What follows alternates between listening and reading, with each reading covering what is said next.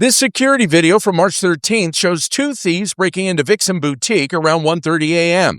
Owner 𝗪𝗏𝗏𝗠𝗠 says she was out of town when she got a call from her alarm company. I could see and I can speak through the cameras and started screaming expletives to get out of my store. About a half hour later, across the street, another break-in at Serendipity Cafe. Broke up in our office door, went over to our lounge side and kicked in our liquor closet and ripped all the camera equipment out. So they were just opened up every single thing. Then a little over an hour later, another break-in about a mile away at Cafe 𝗪𝗡𝗠𝗪𝗏. Went into our offices, opened all the filing cabinets, threw a lot of stuff on the floor. Again, searching for money. Found a little bit, not a lot. The owner says a couple nights later, the thieves stole his delivery van, which was later recovered with some damage. Hannah Bailey works at 𝗥𝗘𝗠𝗓𝗠 Collection. They were hit early Friday morning. She says two thieves busted through the front door with a crowbar, ransacked the small boutique for only a few minutes before hitting the jackpot, more than $5,000 worth of jewelry. I want to support local business owners, but when local business owners are in a market that actively called for defunding the police, and then crazy amounts of crime happen, and then progressive leadership in Seattle tells us that the numbers are all going down, but all the crime stories I'm seeing, I am not convinced. I mean, if crime is going down, wouldn't want to be in Seattle. Absolutely nutty over there. Magnolia business owners call for added police presence after series of burglaries. Magnolia, it is basically right to the north of downtown Seattle. It's just to the west of Queen Anne. So Queen Anne right to the north, Magnolia off to the left. And Magnolia sits on this big bluff overlooking Puget Sound. It's an absolutely epic area, super close to downtown. But the business district there has been just absolutely shellacked with burglaries because it's almost like a smorgasbord for criminals, because there's these small little boutique stores and they can just run in, bash a window, grab what they need. And they know Seattle police are not on their way because Seattle defunded the police. And this is the kind of stuff that happens in a big, blue, liberal, progressive city.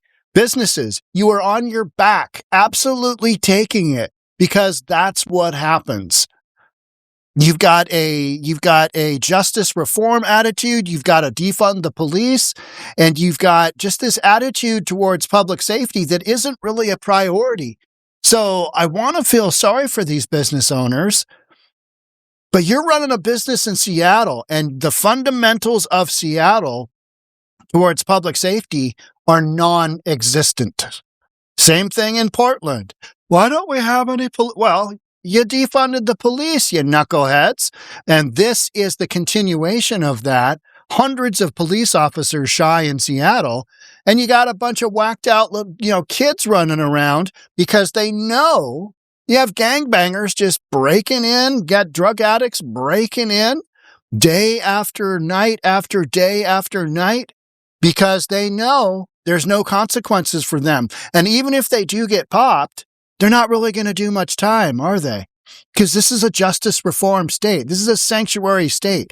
All of that stuff is just mentally deficient, because it ends up with businesses on this end of the deal.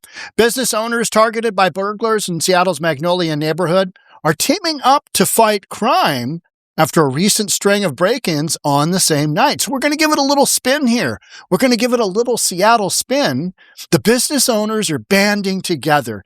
This is a moment of bonding for the business owners. Hey, we all had our livelihoods just rocked. Let's get together. Instead of calling the police and having police come immediately, business owners are going to get together and have a kumbaya moment. I'm in no way making fun of businesses getting broken into, but this is kind of what happens in a city where you've gone down this ideological road of just insanity. Oh yeah, Black Lives Matter. How's that working out for you? Defund the police. How's that working out for you? You know what I mean? It's just, it's mental insanity. In the earlier hours of March 13th, two thieves broke into 𝗣𝗥𝗘𝗠𝗜𝗨𝗠 Collections in Magnolia Village. The owner was out of town when she got a call from her alarm company. I could see and I could speak through the cameras. Started screaming expletives, as you do. But you know what? At one time, you used to be able to own a business in Seattle, and you didn't have to worry about this kind of thing. But Seattle is so sketch now. I would not own a business. I would not own a piece of real estate there. I can't recommend to people to buy homes in Seattle proper, especially not in some of the neighborhoods where they're highly affected. It's just a no-go. It's a no-go because you don't want this kind of thing to happen on a regular basis. This doesn't happen in Bellevue, a few miles to the east. This does not happen in Bellevue. Because the criminals know, number one, odds are they're going to get caught, they're going to get prosecuted, and they're going to get incarcerated.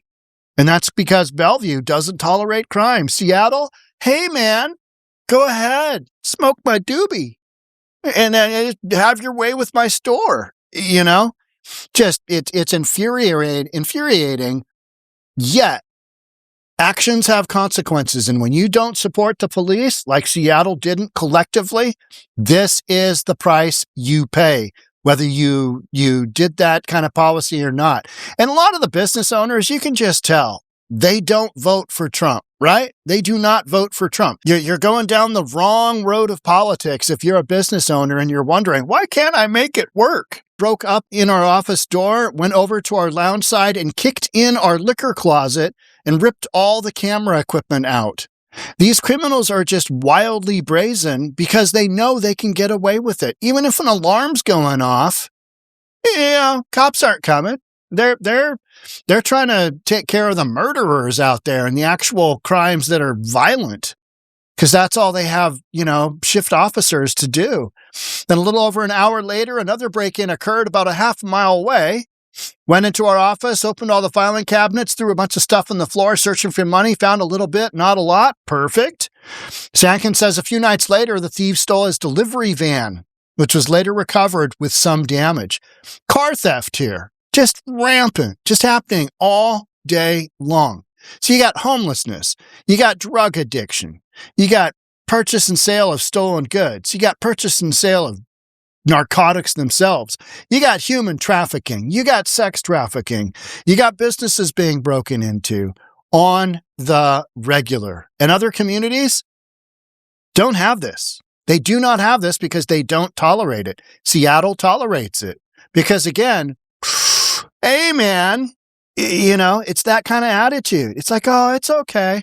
I mean, these thieves, they probably were just looking for some money to buy themselves a sandwich. It's that kind of mental, just insanity that you're left thinking. It's the bleeding heart liberals, right? They just don't get it. And yet somehow they get the capital together to buy these stores and run them. And then inevitably I'll be doing the video of, hey, remember those Magnolia businesses? Yeah, they're all closing because they couldn't make a go of it. Because come to find out, being robbed 14 times inside of 18 months, insurance isn't going to pay. Weird how that works, right? And so these guys are happy. Owners say the crimes have brought them together to compare notes and take action. Isn't that what the police are supposed to do? Compare notes, take action, take notes, take action. Isn't that what the cops are for? Yeah, they are. Just to have everybody rally behind each other and be able to share information and hopefully work towards the goal. That will benefit the community and the businesses. Nah, having an actual plan towards public safety will benefit the community and the businesses. Taking a hard line on all of this absolute nonsensical shenanigans going on in your community, that's what you need to take a hard line on. You need to start incarcerating people. You're not going to do that. You need to get away from this idea that cops are bad. You're not going to do that. I still see Black Lives Matter nonsense posted over in Seattle.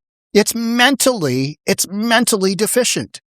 Because all Black Lives Matter did was do a bunch of riots, cause a few $1 billion in damage, and then buy large mansions and then sue each other.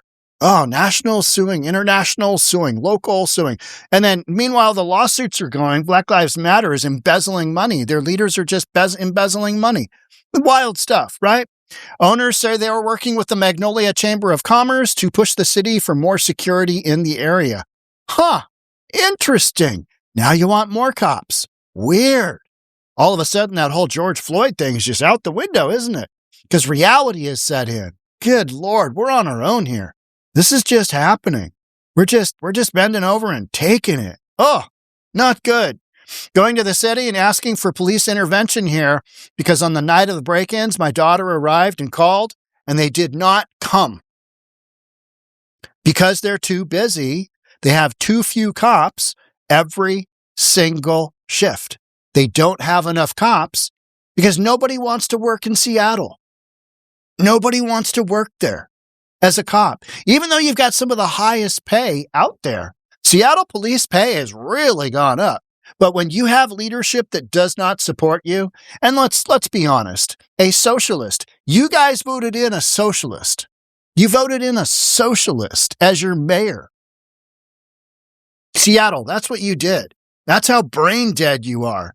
And now you've got a bunch of whacked out criminals running around just doing their thing. And you're like, we've got to band together and take notes. And yeah. And the police didn't come. Okay. Yeah. We've been talking about that for years. You don't have enough cops. Your attitude towards cops are terrible. Oh, we're so progressive in Seattle. We're so progressive. Absolutely mind-numbingly stupid, right? That's what you get with Seattle. You get just a bunch of boneheads doing crazy things, and you end up with stories like this. Seattle business owner out $10K after burglary. Owner blames Seattle Police Department alarm policy. What? That's F. Whatever. West Seattle Crime Watch. 2 business break-ins and 1 attempt in one morning. In one morning. That's perfect. That's awesome. That is epic. And this again is happening because why wouldn't it? This is Seattle. This is Freeattle. This is what happens. Everything's free. Hey, and like this video here we watched. Just bring in your hammer, help yourself to whatever's in the case at the jewelry store. Just one big old boom. Reach in, 10-finger discount. Away you go. Wearing a mask? You're wearing a mask? I mean, Seattle doesn't want ICE to wear masks, but they're totally okay with criminals wearing masks. That's fine. That's because, we wouldn't want to be racist and actually arrest you, prosecute you, and incarcerate you because, again, racism. Right? Right? Isn't that that's a thing in Seattle? It's wild. It's mentally deficient. And then you get together and you compare notes with your fellow business owner. All right. Okay. All right. Thieves grabbed $2 million in jewelry in Seattle heist that took less than 2 minutes. These stories happen every single day. Every single day. And you know why they don't get reported? They're not huge stories anymore. Because it happens every day. Just, yeah, okay. Well, how much did you lose? Well, I only lost 10 grand in jewelry. And you're like, yeah, perfect. Why are you still running a business in Seattle? Business owners, leave Seattle. There's your clue. There's your sign. How about this one? We've covered this one multiple times. Seattle restaurant suffers 25th break-in since 2020. Calls on city leaders for action. All right, this is a Serafina. It's a restaurant Eastlake, over where I go a lot. They are literally building a $150 million bike lane right out in front of this store. Right out in front of this store. They've got the entire Eastlake neighborhood of Seattle torn up for a bike lane. Guys, you don't need a bike lane. You need more cops. That's what you need. You need more cops, but you're not going to do that. And, police will tell you, we've got the biggest graduating class of all time. Well, you need to because you've still got a whole bunch of cops retiring, and a lot of the newbies aren't cutting it. They don't make it because nobody wants to be a cop in Seattle. Pretty basic stuff. So this one, 25th break-in since 2020, and you're still running your restaurant there. You know what I mean? After like that 14th, 15th, 18th, 21st break-in, wouldn't you kind of go, you know what? Maybe this location isn't for me. Maybe I'm going to go over to Bellevue. You know what they'd say? They would say, F Bellevue. We have more character here. We have more international flavor. Diversity is our strength. And you know what I say to that? No, it's not. How many break-ins have you had since 2020? 25? There's your clue. There's your clue. And they call on city leaders for action. I don't know if you've followed much of what city leaders do in Seattle, but it ain't much, especially when it comes to crime and homelessness and drugs and all of that. Bruce Harrell was doing, relative to Seattle leadership, Bruce Harrell was doing a decent job. We had a couple of conservatives we had a Republican as our city attorney, and we had a moderate business owner in president of the Seattle Council. We were going down a different path. But now that we've got a socialist mayor in charge and a bunch of just whack jobs on the city council, we're going down a different drill. We're going to go a different direction. We're going to follow a different path. We're gonna just explore some different territory. We're gonna reimagine. We're gonna rethink what crime means in Seattle. We're not gonna do anything about it. We're probably gonna spend $1 million on a study, and then we're gonna spend $1 million reviewing that study, and then we're gonna spend another $500,000 reviewing the first two studies to determine that they were both racist, and then we're gonna start over. Not really do anything, but just a lot of analysis. So Seattle doesn't know what to do because they can't work their way out of a wet paper bag.